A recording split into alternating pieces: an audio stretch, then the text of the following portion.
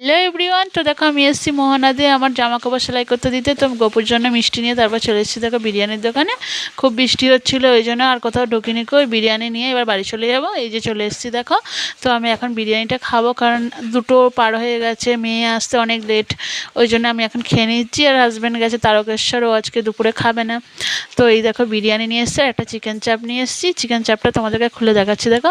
Chicken চাপটা এত সুন্দর বানায়, ওই জন্য যখন বিরিয়ানি নিই একটা করে নিই।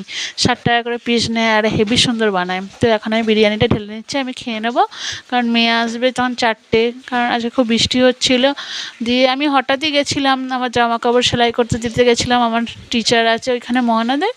দিয়ে তারপরে এই দেখো বিরিয়ানি নিয়ে এখন আমি খাবো। তারপর বৃষ্টি হচ্ছিলো বলে মেয়ে বলে সন্ধ্যাবেলা একটু পকোড়া বানাতে, চিকেন পকোড়া।